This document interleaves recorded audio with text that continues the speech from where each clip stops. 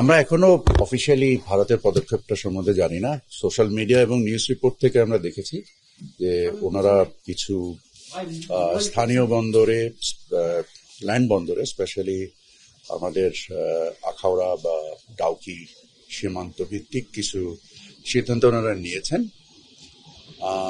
আমরা ফর্মালি জানার পরেই ব্যাপারগুলো নিয়ে পদক্ষেপ নিতে পারবো, বা আমাদের বিশ্লেষণগুলো চলছে। সরকারের বিভিন্ন সংস্থা জিনিসগুলোকে উপলব্ধি করার চেষ্টা করছে এবং তার পরিপ্রেক্ষিতে আমরা আমাদের করণীয় গুলো আমরা নির্দিষ্ট করব। আমাদের এখান থেকে খুব বেশি যে আসবাবপত্র যায় তা না। এক নম্বর, আমাদের গার্মেন্ট শিল্প একটা বড় পরিমাণ ভারতে যায় এবং আপনারা নিশ্চয়ই জানেন যে এটা আমরা প্রতিযোগিতার সক্ষমতাই আমাদের রপ্তানিগুলো হয়। সো এটা দুইজনের জন্যই একটা লাভজনক প্রক্রিয়া বিষয়। সো নিশ্চয়ই আমরা মনে করি যে আমাদের যে ভারত নিজেও একটা টেক্সটাইল বা বস্ত্র শিল্পে একটা সমৃদ্ধ দেশ, তারপরেও যখন আমাদের দেশ থেকে এই রপ্তানিগুলো হয় এটা আমাদের প্রতিযোগিতা সক্ষমতার উপরে ভিত্তি করেই হয়।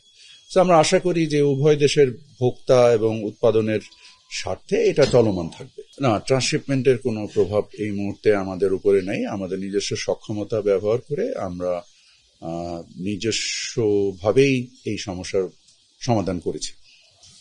আপনার কি মনে হয় যে ভারতীয় ব্যবসায়ীরাও এতে ক্ষতিগ্রস্ত হতে পারে? নিশ্চয়ই, কারণ এটা তো প্রতিযোগিতার সক্ষমতার বিষয়। আর বিভিন্ন সময় আপনারা নিশ্চয়ই দেখেছেন যে আমাদের যেহেতু আমরা ভৌগোলিকভাবে একটা কানেক্টেড দুটো দেশ, সো আমাদের প্রতিযোগিতার সক্ষমতা অবশ্যই আমাদের পরিবহন ব্যয় বা অন্য জিনিস দিয়েও নির্দিষ্ট হয়। তো সেক্ষেত্রে আমাদের যে বিভিন্ন সময় আমরাও আমাদের কৃষিপণ্য উৎপাদন এবং ভোগের উপরে নির্ভর করে আমদানিতে বিভিন্ন রকমের বিধিনিষেধ আরোপ করি, ভারতও করে।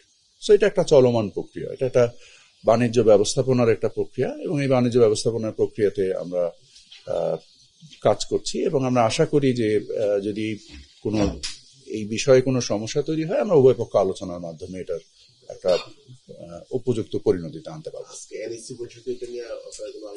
আমি দুঃখজনকভাবে এনইসি বৈঠকে থাকতে পারিনি, কারণ আমি খুব অল্প সময় থেকেই চলে এসেছি। আমাদের তো বেশ কিছু বন্দর এখনো চালু আছে।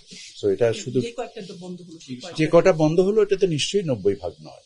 তো আমার ধারণা, যদি আমি ধারণার উপরে কথা বলছি, কারণ আমাদের সংস্থাগুলো কাজ করছে, আমি এখনো রিপোর্টটা দেখিনি। গতকালকেই তো আপনারাও যেমন সোশ্যাল মিডিয়াতে দেখেছেন, আমিও সোশ্যাল মিডিয়াতে দেখেছি। সো আমরা এটা হয়তো আরো 2-1 দিন লাগবে আমাদেরকে পুরো জিনিসটা একটা স্থিতি নেওয়ার জন্য। আমি কিছু তথ্য চেয়েছি, সেই তথ্যগুলো হয়তো বা আজ না হলে কাল নাগাদ আমি পেয়ে যাবো। পেয়ে যাওয়ার পরে আমরা এই জিনিসগুলো সম্বন্ধে আরো ভালো জানতে পারবো। প্রয়োজনে সকল কিছুই করবো, যত কিছুই আছে সকল কিছুই করবো।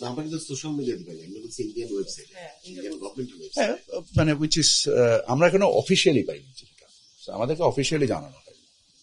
আমরা সোশ্যাল মিডিয়াতে দেখেছি, আমাদের কপি এসছে আর যেটা আপনাদের কাছে এসছে।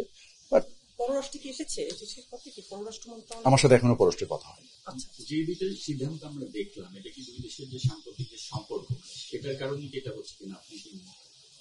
আমার কাছ তো বাণিজ্য, আমি বাণিজ্য নির্দিষ্ট বিষয়ে সীমাবদ্ধ থাকতে চাই। আমি সবসময় যেটা বলে এসেছি, আমি উদার বাণিজ্যে বিশ্বাসী একজন মানুষ। আমার কাছে বাণিজ্য যে ইনক্লুশন সেটাই মূল ইম্পর্টেন্ট, বিকজ আমার দেশের ব্যবসা এবং ভোক্তা তাদের সক্ষমতা বৃদ্ধি করার ক্ষেত্রে বাণিজ্য উদারীকরণ এবং বাণিজ্য ইনক্লুশন ছাড়া আর কোনো রাস্তা আমি দেখি না।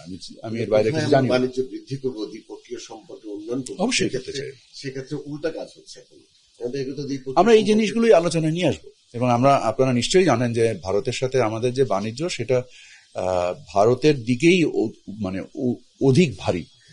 তো আমরা নিশ্চয়ই আমাদের এই অবস্থানগুলোকে সঠিকভাবে তুলে ধরবো এবং আশা করি আমরা আমাদের এই সমস্যার সমাধান করতে পারবো। এটা তো একটা দীর্ঘমেয়াদী প্রক্রিয়া।